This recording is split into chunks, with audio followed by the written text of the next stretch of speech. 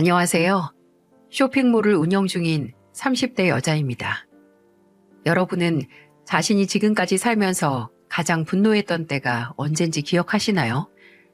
왜 화가 나면 뚜껑이 열린다라는 표현이 생겼는지 실감할 정도로 눈물이 나기 전처럼 눈이 뜨겁게 달아오르는데 몸 안에 피가 부글부글 끓는 열기 때문에 눈물이 증발하는 건 아닌가 싶은 그런 경험 말입니다. 저는 지금까지 딱 한 번 그런 경험이 있는데요.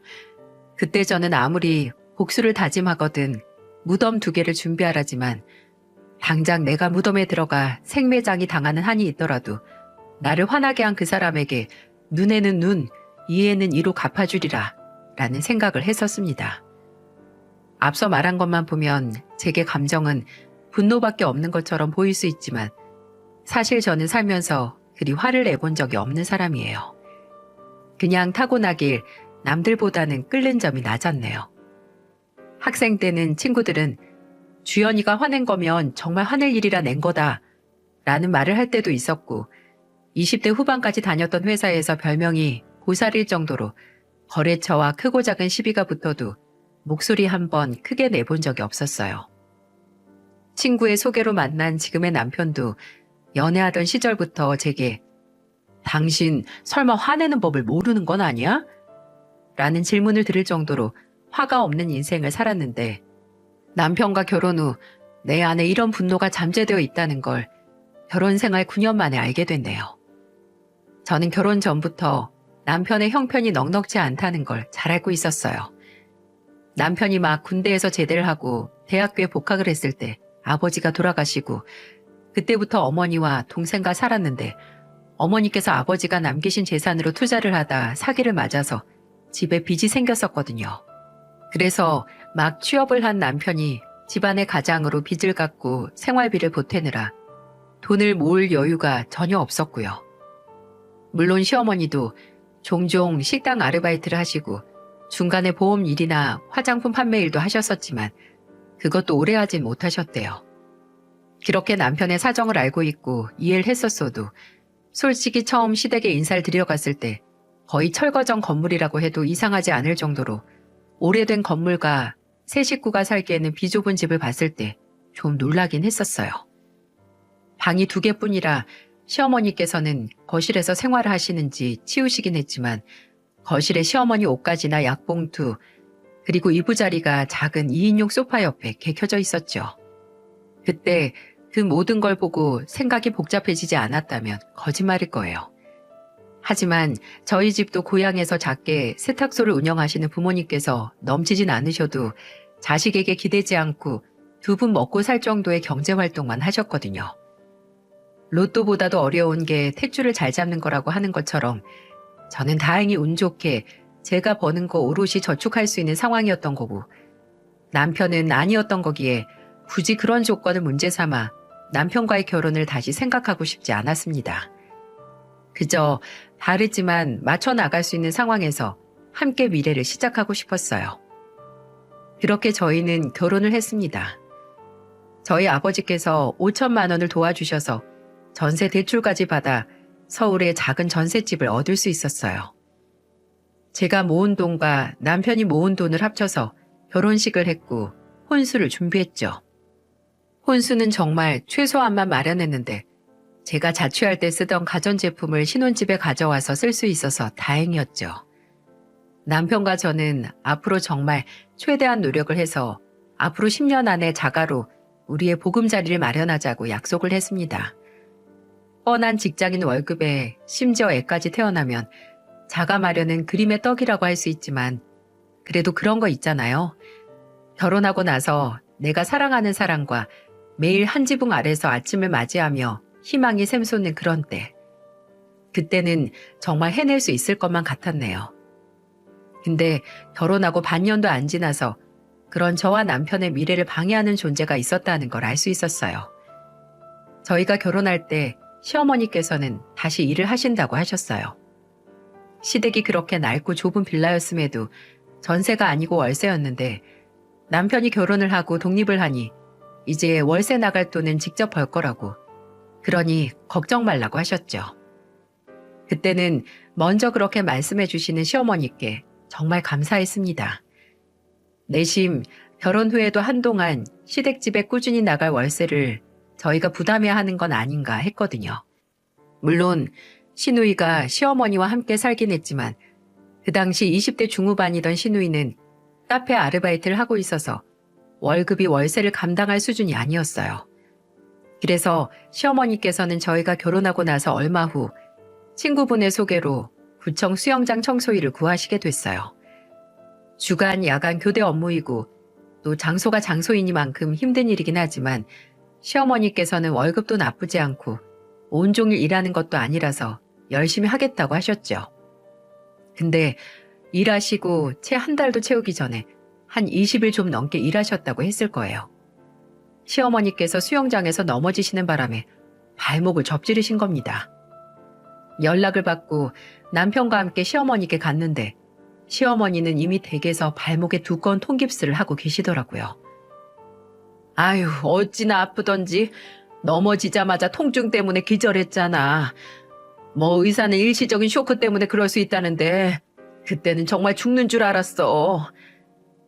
자칫 잘못했으면 인대 파열까지 갈 뻔했었다고 하신 시어머니는 병원에서 전치 5주 진단을 받으셨고 3주는 통깁스, 나머지 2주는 반깁스를 하고 지내셔야 했어요. 수영장에서 넘어지셨는데 더 크게 다치지 않은 게 다행이긴 했지만 시어머니께서 겨우 구한 일자리를 포기하셔야 했죠. 거기 노리는 사람들이 많아서 자리를 비워둘 수가 없대. 아휴, 같이 일하는 사람들도 좋고 일도 나름 할만했는데 아까워서 어쩐다니. 그래도 이제 내 손으로 돈 벌어서 자식한테 손 안 벌리고 내 앞가림 할 수 있다고 생각했는데 너희한테 면목이 없다. 현우가 내가 그래도 한 달은 안 되지만 그래도 일한 만큼 월급은 나와서 이번 달 월세는 어떻게 해결이 됐는데 엄마 발목 완치되고 일자리 다시 구하기 전까지만 어떻게 월세 좀 대신 내줄 수 없니? 엄마가 너무 미안하다. 남편과 저는 다치신 시어머니의 부탁을 어렵지만 흔쾌히 알겠다고 받아들였어요. 다른 것도 아니고 일하시겠다고 하다가 다쳐서 당분간 깁스를 하고 사셔야 하는데 어쩔 수 없는 일이었죠. 근데 눈앞에 단단하게 시어머니 오른쪽 발목을 감싼 깁스 안에 접지른 발목이 아닌 소름 끼치는 거짓말이 있었을 줄 상상도 못했습니다. 3주가 지나갈 때쯤 제가 그날 반차를 쓰고 집에 가다가 시어머니 생각이 나서 같이 식사를 하거나 아니면 다리가 불편하셔서 답답하실 테니 근처 드라이브라도 할 생각으로 시댁에 갔어요. 근데 시댁 빌라 근처에 주차를 하고 나와서 막 빌라 현관 입구로 들어가려고 하는데 저 멀리서 너무나 낯익은 사람이 보이는 겁니다. 한 손에는 목욕탕 바구니를 들고 평소 자주 입는 연분홍 가디건을 입은 그 사람은 바로 시어머니였고 시어머니는 깁스하지 않은 말짱한 두 다리로 잘 걷고 계셨어요. 그때 상황을 파악하기도 전에 헛웃음이 나왔고 저를 아직 발견 못한 시어머니에게 제가 성큼성큼 다가갔습니다. 그리고 어머님이라고 불렀죠. 아이고, 어머, 깜짝이야. 주연아, 너 여기서 뭐 하는 거니? 아니, 회사는? 그것보다 저도 어머니께 궁금한 게 있는데요. 어떻게 반깁스를 착용한 게 하나도 안 보일 수 있었죠? 와, 세상 진짜 좋아졌네요. 투명한 반깁스 신으면 하나도 안 절뚝이고 걸을 수도 있고, 그죠? 여러분도 벌써 예상을 하셨겠지만 시어머니께서 다쳤다는 건 새까만 거짓말이었어요.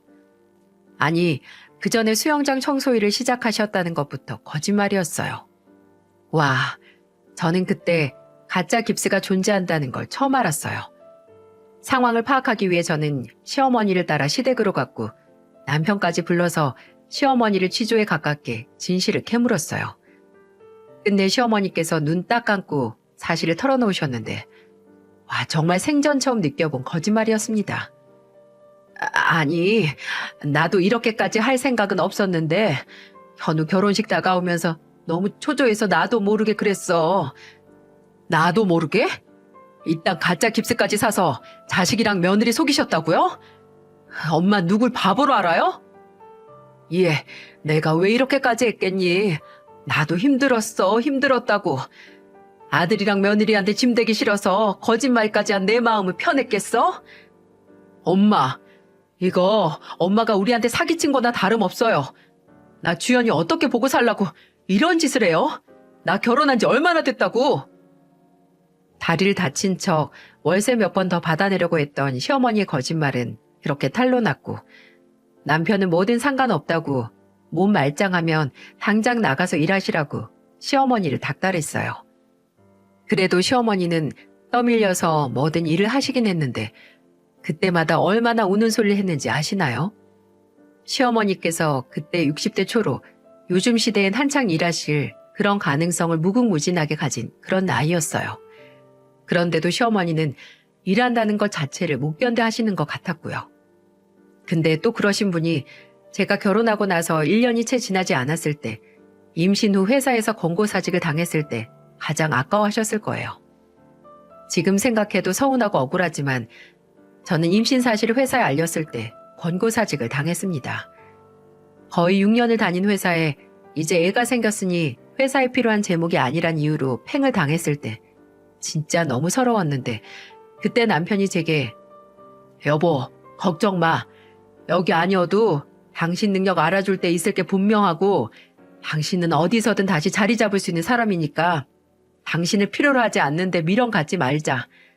일단 아이 낳고 나서 당신도 좀 쉬고 그 다음에 당신이 다시 하고 싶은 일이 생겼을 때 내가 두 팔 걷어붙이고 도울게 라고 말해줬거든요.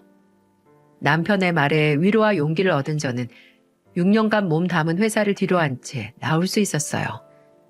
근데 거기에 또 초를 치는 사람이 있었으니 바로 시어머니였습니다.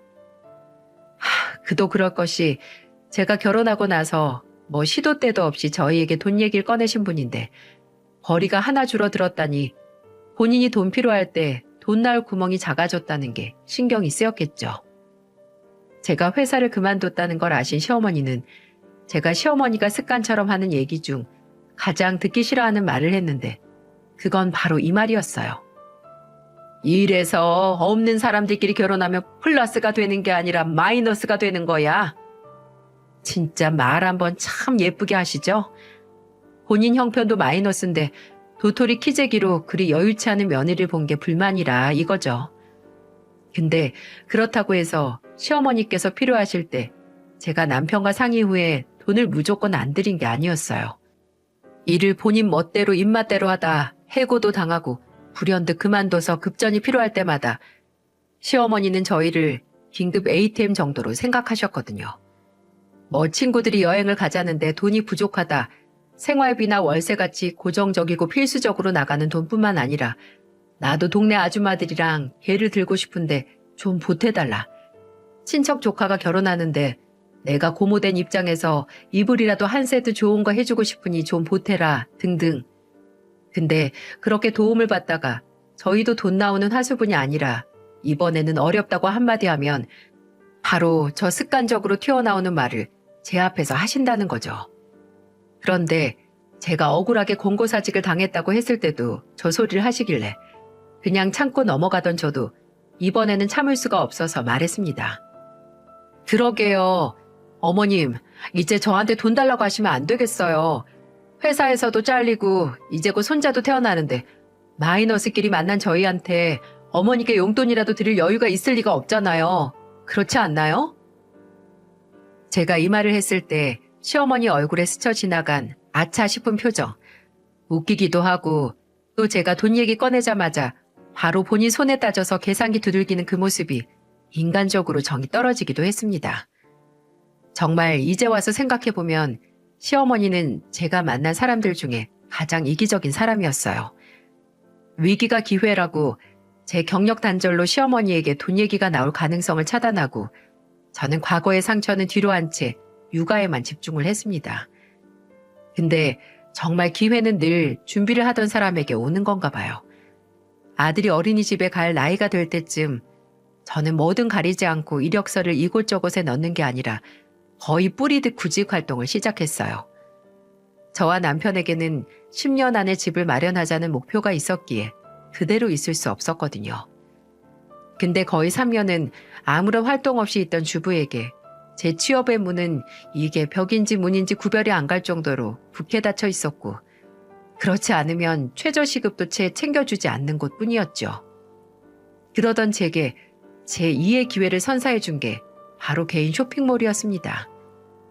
예전에 같은 회사에서 일하다가 개인 쇼핑몰을 시작해서 회사를 그만둔 지인이 있었는데 우연한 기회로 연락이 닿았거든요.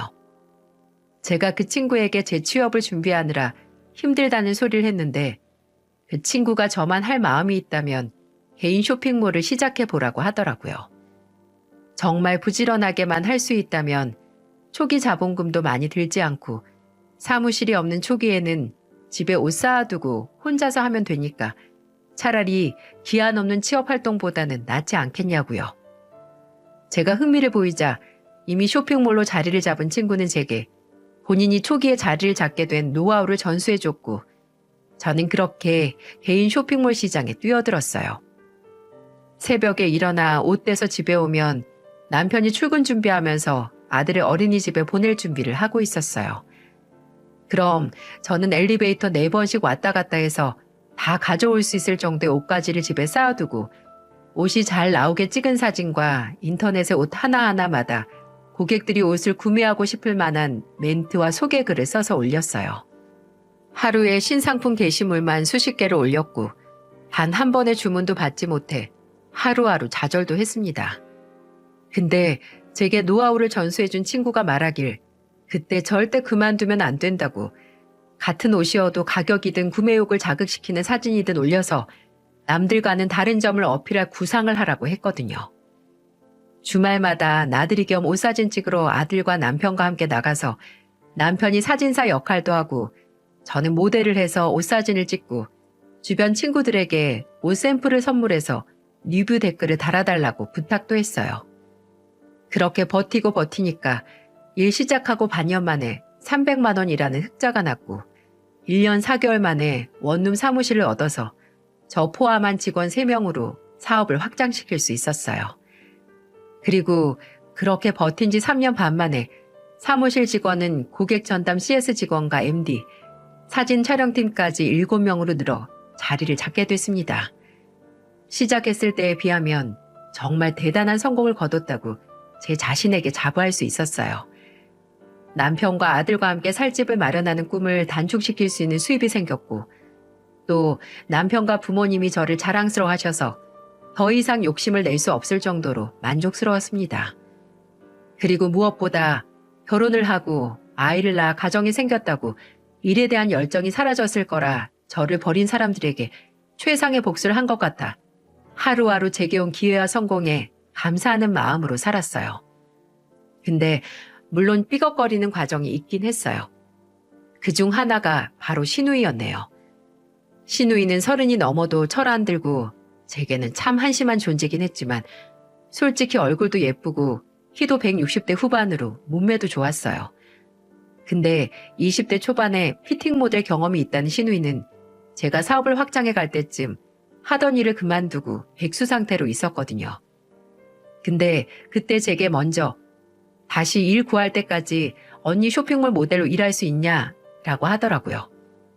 뭐 고정적으로 함께 작업을 하는 모델은 있었지만 그건 오너인 제 재량껏 변경을 할 수 있었고 또 이왕 함께 일하는 거 모델로서 나쁘지 않은 프로포션과 또 가족을 돕는다라는 의미로 시누이와 함께 일해도 나쁘지 않을 것 같더라고요. 그때는 몰랐죠. 제가 엄청난 실수를 했다는 사실을요. 시누이와 함께 일하게 되면서 점점 시누이가 본인이 입고 찍은 샘플로 나온 옷들에 눈독을 들이더라고요. 뭐 샘플 옷은 이미 착용을 하기도 해서 판매를 하지 않기도 해서 몇 번 입으라고 준 적도 있습니다. 근데 아예 제 사무실을 본인 옷장처럼 쓰더라고요. 하루는 제가 늦게 출근을 한 날이 있었는데 함께 일하는 직원이 제게 아침에 시누이가 다녀갔다고 하는 겁니다. 와서 피팅룸에 걸려있는 옷들을 한참 구경하더니 거의 10벌 되는 옷들을 가져갔다는 거예요. 어차피 본인이 입고 사진 찍을 옷이니까 먼저 입어봐도 되죠? 사진 찍는 날 도로 가져올게요. 하고요. 어처구니가 없었죠. 직원들은 시누이가 제 가족인 걸 아니까 말리지도 못하고 발만 동동 굴렀다는데 솔직히 직원들 보기가 얼굴이 화끈거렸네요. 이건 그냥 저를 무시하고 제 일도 무시하는 행동이라고 생각해서 도저히 그러려니 넘어갈 수 없었고 저는 신우이에게 바로 전화를 걸었어요. 아가씨, 아까 사무실에서 옷 가져갔어요? 네. 어차피 제가 입고 촬영할 건데 먼저 입어보는 게 더 낫잖아요? 촬영 날짜 알려주시면 제가 그대로 가져갈게요. 그거 아가씨가 입을 옷 아니고 다른 모델한테 입히고 사진 찍을 옷이에요. 그러니까 입지 말고 바로 가져와요. 네? 아니 왜요? 그냥 제가 입고 사진 찍어도 되잖아요. 뭐 굳이 다른 모델을 불러요? 아가씨, 그건 제가 판단할 문제고요. 그 옷들이 아가씨 이미지랑 안 어울려요. 아가씨가 오늘 가져가서 재고 빈 옷들 확인하니까 아가씨보다는 조금 더 세련된 이미지가 입어야 할 옷이거든요. 봐서 알잖아요. 세미 정장에 오피스룩인 옷만 가져갔더만. 그러니까 그렇게 알고 오늘까지 도로 가져다 놔요. 알겠죠? 제가 그날 바로 가져오라고 했지만 신우이는 그 옷을 정확히 일주일 뒤에 가져왔습니다. 제가 전화를 해도 받지도 않았고 안 그래도 바빠 죽겠는데 직접 찾아갈 수가 없어서 그냥 기다렸는데 그때 가져다 주더라고요. 심지어 택배로요.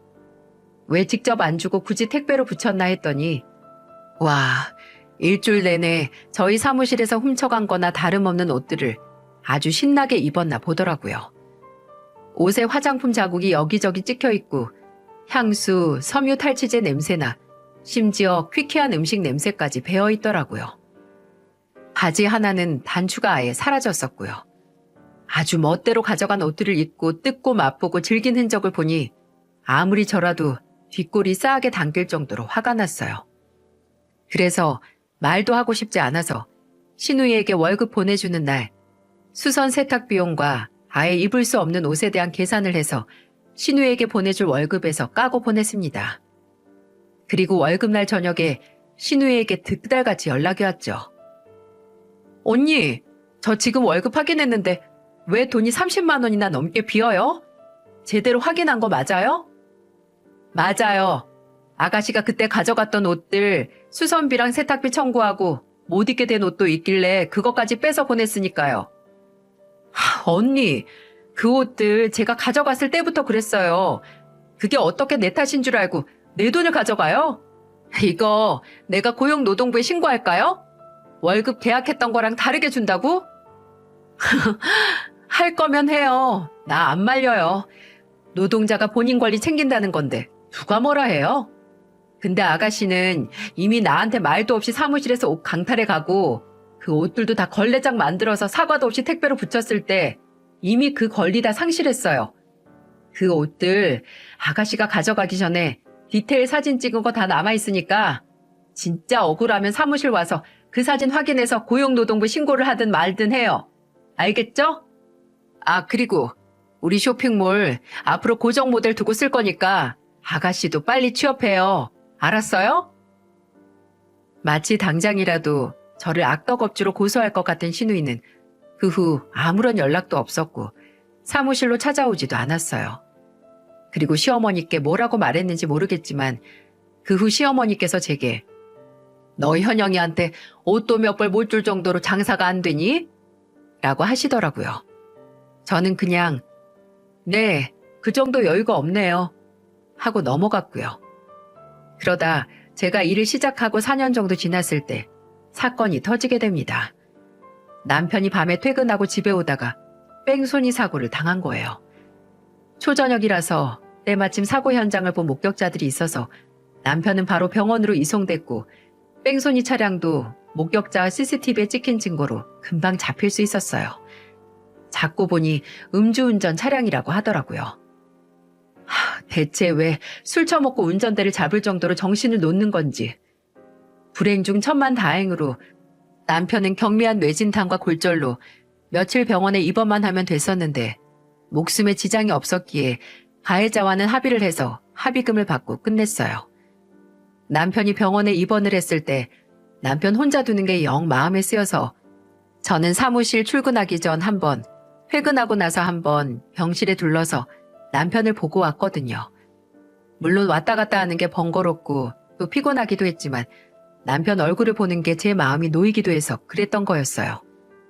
근데 남편은 그런 제게 미안함을 느꼈나 봅니다. 하루는 저도 점심도 거르고 사무실에서 바쁘게 보내서 퇴근 후 남편이 좋아하는 초밥집에서 초밥 세트 포장해서 병원으로 갔는데 남편이 허겁지겁 밥을 먹는 저를 한참 보더니 그러더라고요. 본인이 저를 너무 고생시키는 것 같다고 말이죠. 솔직히 나 결혼 전부터 모아둔 돈도 없어서 장인어른 돈 가져다가 당신이랑 결혼하고 좋은 조건으로 이직도 못해서 아직도 월급 300도 못 받고 있잖아. 그리고 우리 어머니나 현영이 때문에 당신 마음고생 시킨 건 말할 것도 없고. 근데 이제 당신이 좀 성공해서 빚 보려니까 이렇게 나까지 다쳐서 안 그래도 힘든 당신 더 힘들게 만드는 것 같아서 내가 진짜 당신 볼 면목이 없다. 나 병원에 있느라 우리 성준이도 당신 혼자 볼 거 아니야. 그 말을 듣는데 고작 새입 먹은 초밥이 얹히는 것 같더라고요.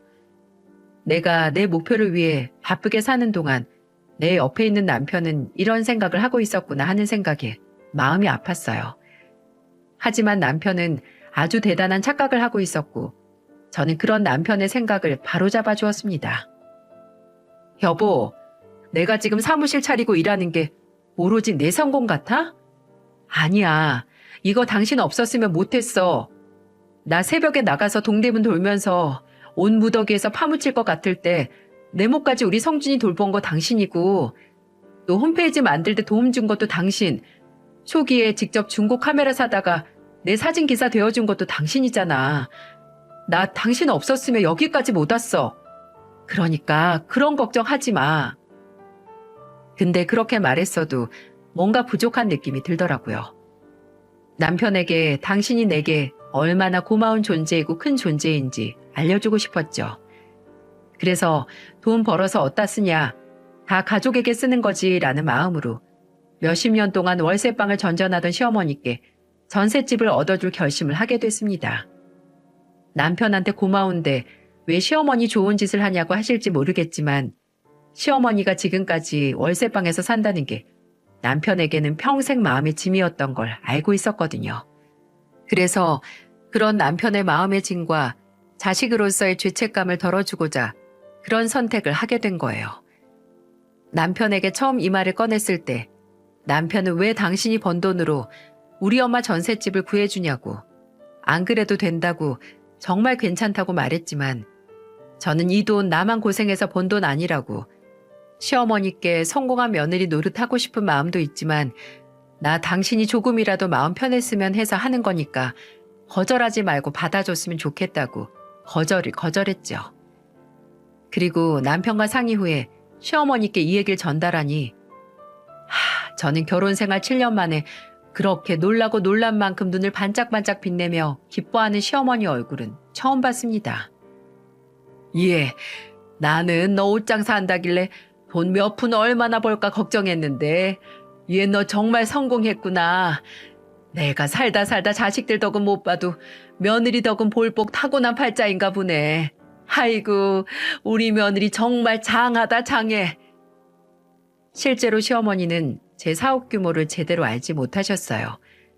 제게 앙심을 품은 시누이가 시어머니 옆에서 사업이 별거 없다는 소리를 하긴 했지만 또 저도 남편도 돈을 벌어도 티를 안 냈거든요. 집 구해서 이사할 돈 저축하느라 성공하기 전과 다름없는 생활 패턴으로 살아서 시어머니도 가늠을 못하셨을 겁니다. 그렇게 시어머니와 집을 보러 다닐 때마다 시어머니는 집 주인들이나 공인중개사들에게 우리 며느리가 성공해서 나 전셋방 얻어준다 라고 자랑을 그렇게 하셨어요. 좀 얼굴이 화끈거리긴 했지만 그래도 나름 기분이 좋더라고요.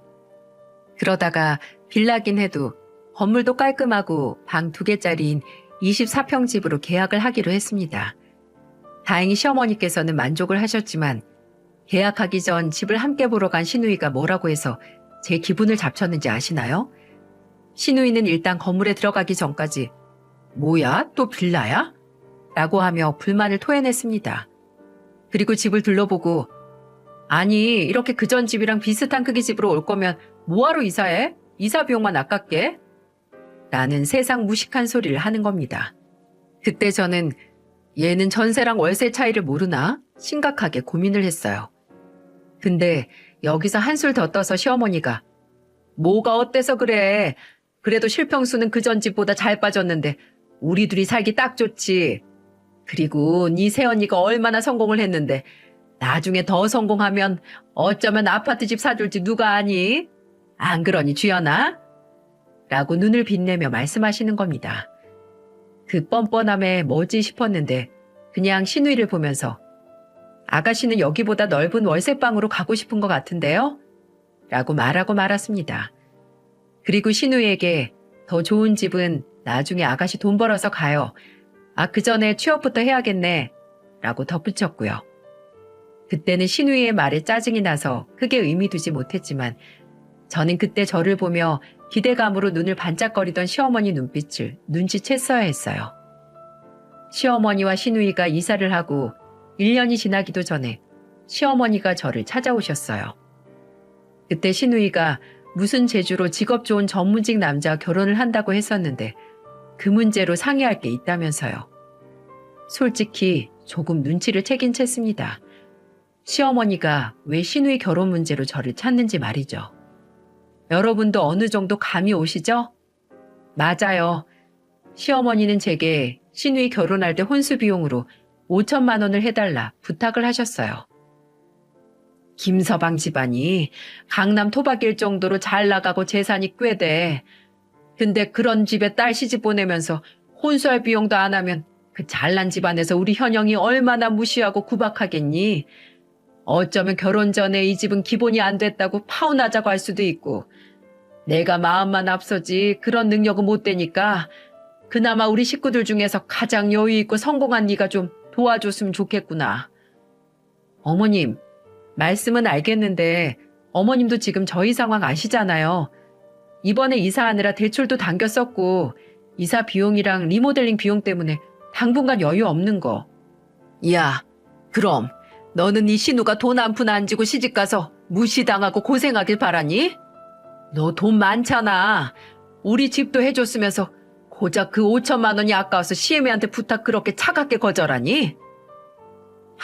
애초에 결혼 문제는 그동안 아가씨가 오랫동안 일도 안 하고 돈도 안 모아서 이렇게 지금 문제가 생긴 건데 왜 저한테 이러시는지 모르겠어요.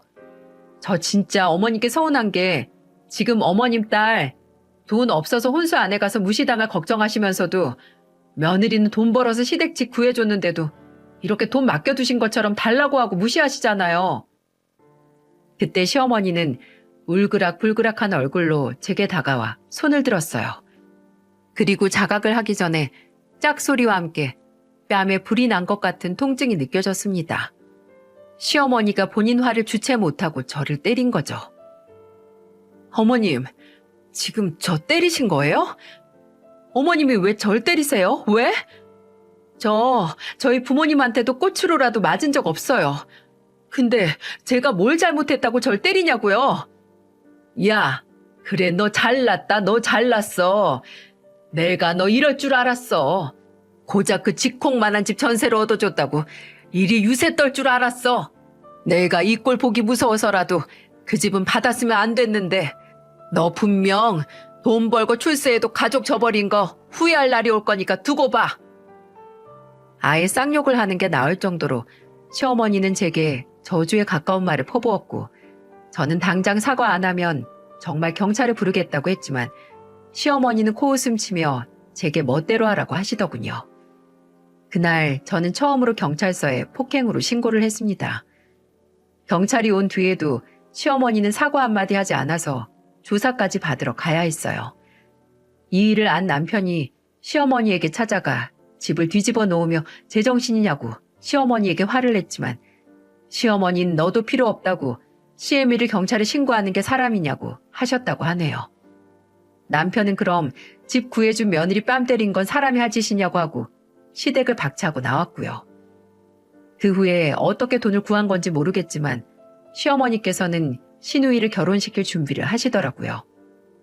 남편 말로는 대출을 받은 것 같다고 하는데 이미 제 알바가 아니었습니다.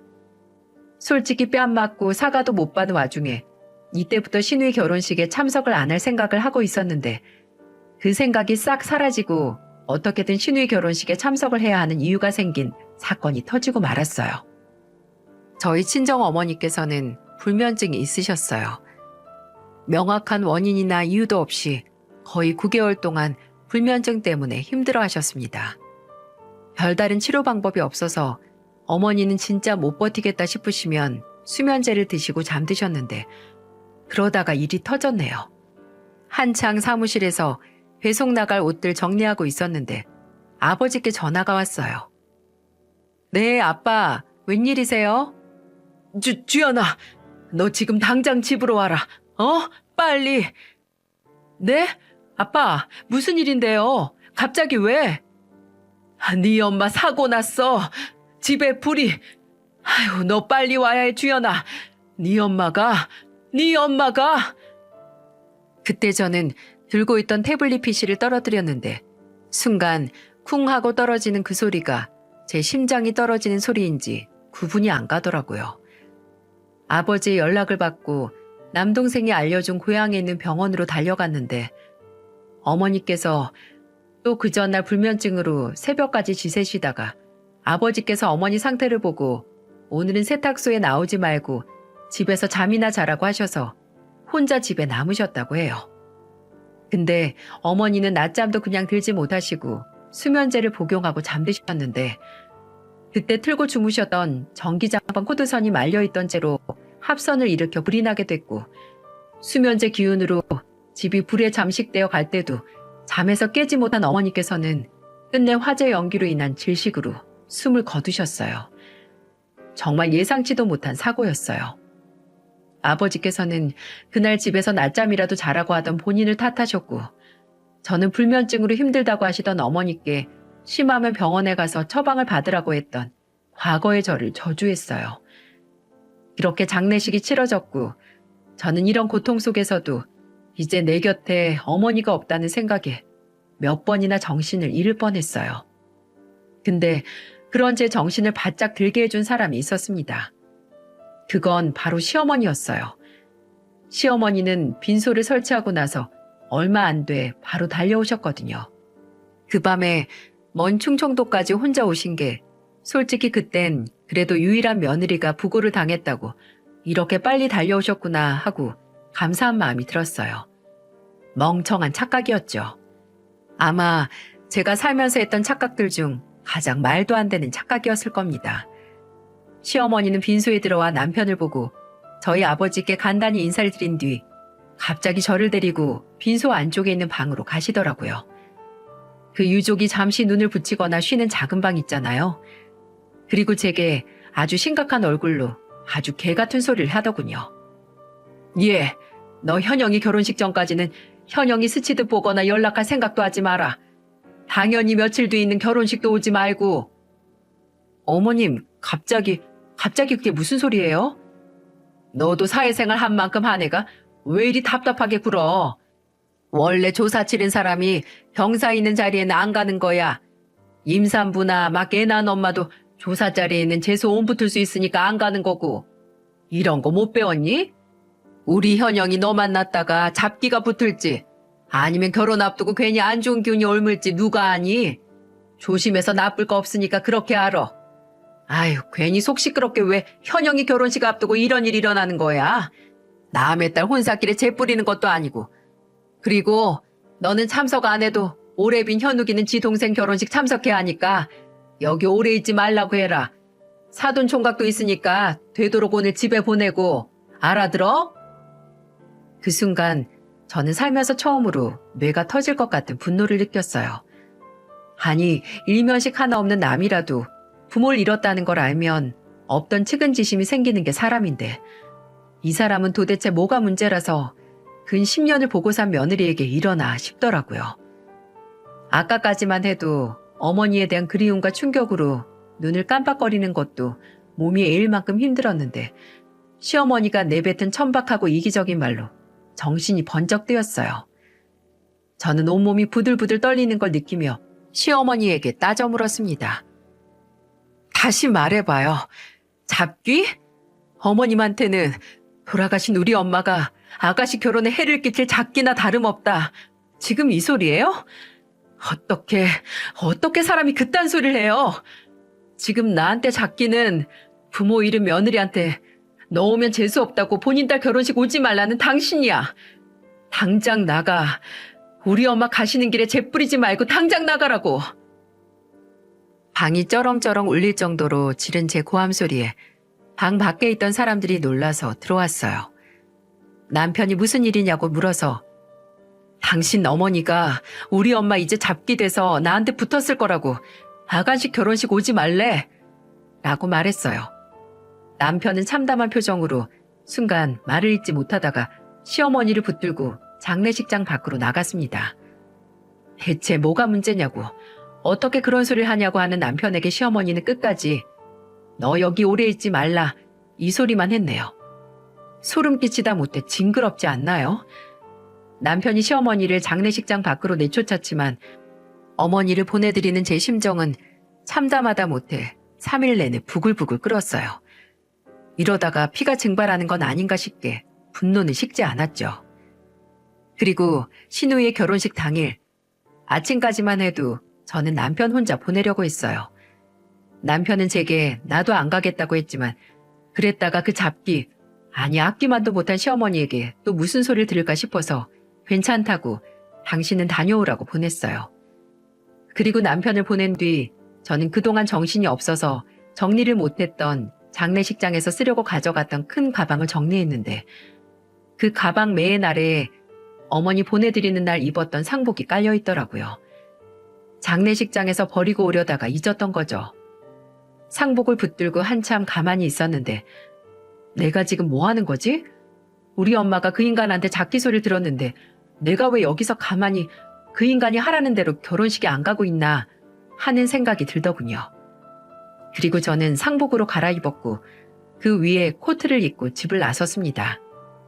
그리고 그 전에 신우에게 받았던 모바일 청첩장에 있는 예식장 주소로 향했어요. 결혼식장에 있는 건물까지는 코트를 입고 들어갔다가 신부 이름에 강현영이라고 적혀있는 예식장 앞에서 저는 결심을 하고 상복을 가리고 있었던 코트를 벗었습니다. 그 순간 하나둘 저를 보고 놀라 술렁이는 사람들의 소리가 들렸어요. 야, 저 사람 봐. 저거 혹시 상복이야? 미친 거 아니야? 누군데 왜 저러고 와? 경비 불러야 하는 거 아닌가? 라고 하나둘 저를 보고 손가락질을 했지만 저는 아무것도 신경 쓰지 않았습니다.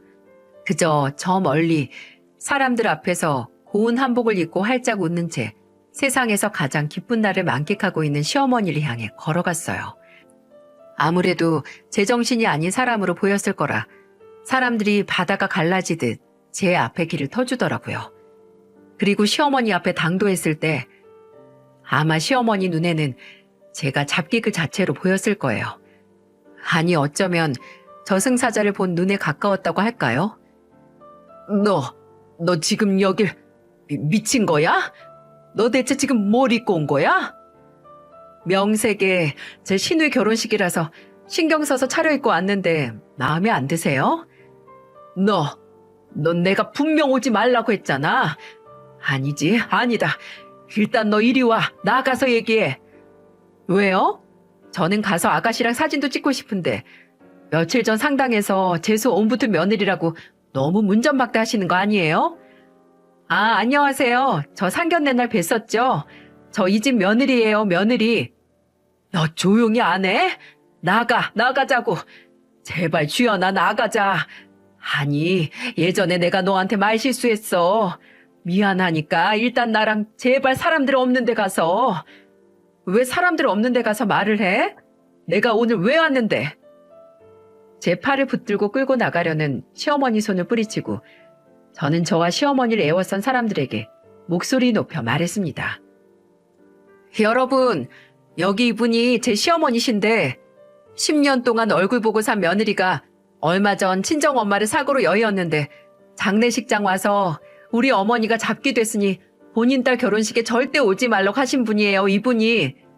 그래서 제가 너무 서럽고 저희 어머니께 죄송해서 이렇게 어머니 보내드리는 날 입은 옷 입고 오지 말라던 결혼식장에 왔습니다. 야, 너 그 입 안 닥쳐? 진짜 나 죽는 꼴 보려고 이래? 어디 한번 죽어보시던가요.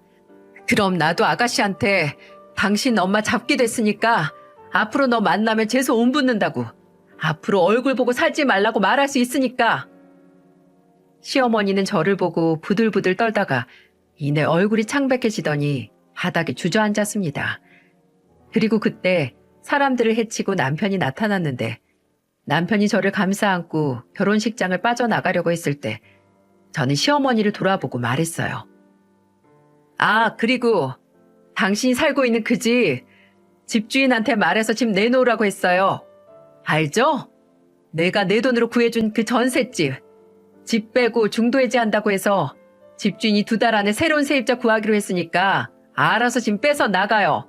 알아들어요? 시어머니는 주저앉은 채로 멍하니 제 말을 듣고만 있었고 볼일을 끝낸 제가 남편과 함께 결혼식장을 나올 때 밖에서 큰 소리가 나서 나왔는지 신부 대기실 입구에 시어머니만큼 사색이 된 시누이가 곧 쓰러져도 안 이상한 모습으로 서 있더라고요. 저는 눈이 마주친 시누이를 한번 비웃고 그렇게 결혼식장을 빠져나왔어요. 집에 돌아온 남편은 제 손을 잡고 울었어요. 본인이 본인의 가족이 나를 이렇게까지 하게 만들었다고 울면서 슬퍼했죠. 그리고 결혼식 후 득달같이 제 머리채를 잡아 뜯으러 달려온 시어머니에게 남편은 엄마가 자초한 일이다 라고 했죠. 저는 안방에서 시어머니가 남편에게 문전박대를 당하며 내가 저거 죽일 거라고, 산채로 묻어버릴 거라고. 듣기만 해도 무시무시한 소리를 하는 시어머니의 찢어질 듯한 고함 소리를 듣고 있었는데 전혀 하나도 무섭지 않았어요. 집을 뺄 날짜가 다가올수록 시어머니는 남편을 통해 정말 집을 뺄 생각이냐고, 어떻게 이럴 수 있냐면서 제 마음을 좀 돌려주라고 애걸복걸을 했거든요. 당연히 남편은 제게 따로 시어머니의 말을 전하지 않았지만 종종 남편이 방이나 주방 쪽에서 그러게 왜 일을 이 지경으로 만들어요? 다 엄마가 자초한 거라니까요? 나는 주연이 마음 돌릴 생각 없으니까 엄마 예전에 월세 보증금 뺀 걸로 엄마 혼자 사실 원룸 구하든 하세요. 아니면 그 잘난 집안에 시집 보낸 현영이한테 도와달라고 하시던가요? 라고 말하는 걸 들었거든요. 근데 과연 시누이가 시어머니를 도왔을까요? 전혀 아닙니다. 시어머니는 끝내 이전과 같은 월세방을 구해 나갔어요. 그렇게 벗어나고 싶었던 월세방으로 다시 돌아갔고 심지어 받았던 보증금을 야금야금 쓴 탓에 더 작은 원룸으로 이사를 가야 했죠. 저는 그 이후로 시어머니와는 그 어떤 접촉도 연락도 하지 않았어요. 어떻게 알았는지 사무실까지 왔나 본데 한 번은 제가 없는 시간에 와서 저희 직원들만 보고 갔고 다른 날에는 사무실 문을 걸어 잠그고 아는 척도 안 해서 거의 3시간을 제 사무실 앞에서 버틴 적도 있었습니다. 하지만 제게 이미 시어머니는 없는 사람이나 다름없기에 다시는 얼굴을 보고 싶지 않았어요. 사람이 참 간사한 게 시누이가 결혼한 후 반년 만에 별거를 시작했거든요. 저는 어차피 교류가 없고 남편도 최소한의 안부만 주고받아서 정확히 알 수 없었지만 시누이가 쫓기듯 시어머니가 사는 월세방으로 와서 사는 걸 보면 시누이가 뭔가 잘못한 것 같더라고요. 그리고 얼마 더 있다가 결혼생활 1년도 채우지 못하고 이혼을 당했고요. 진짜 소름이 끼쳤던 건 시누이의 이혼 소식을 듣기 전에 제게 모르는 번호로 문자가 한 통 왔는데 내용을 읽어보니 시어머니가 저희 어머니 기일에 보낸 문자더라고요. 뭐 앞에 몇 줄에 본인이 실수를 했고 자식 생각하는 부모 마음 어쩌고 써 있었는데 너무 길어서 다 읽지도 않고 삭제했어요. 물론 그 문자를 보낸 번호도 다 차단을 했고요. 저는 그 일이 있고 나서 1년이 넘은 지금까지도 시댁과 연을 끊은 상태고 아마 앞으로도 계속 그럴 거예요. 사람이 분수에 맞게 살아야 하는데 어쩌면 시어머니와 시누이는 전세방, 아니 월세방도 아까운 인간들이었다는 생각이 드네요. 주제 모르는 인간들이 분수에 안 맞는 호사를 하고 욕심을 내다가 이 사단이 났다고 말이죠. 우리는 우리의 원수를 용서해야 하지만 그러나 그들이 대가를 치르기 전에는 안 된다 라는 말이 있지만 솔직히 그 인간들을 용서하고 싶지 않네요.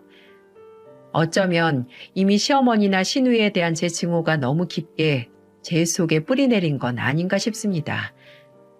최고의 복수는 망각이라는데 앞으로 언제가 됐든 제 마음속의 평화를 위해 언제 그 인간들을 언제 미워했나 기억도 못할 정도로, 아니 그 인간들이 세상에 있었나도 모를 정도로 이 분노를 잊고 싶습니다. 부디 제가 증오라는 감정을 잊고, 그리고 인간 같지도 않은 인간에게 잡귀 소리 들은 저희 어머니께서 부디 그 세상에서는 불면증 하나 없이 편히 잠들길 여러분 모두 기도해 주셨으면 좋겠습니다.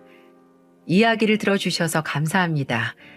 모두 건강하시고 또 매일 밤마다 단잠을 주무시길 바랍니다.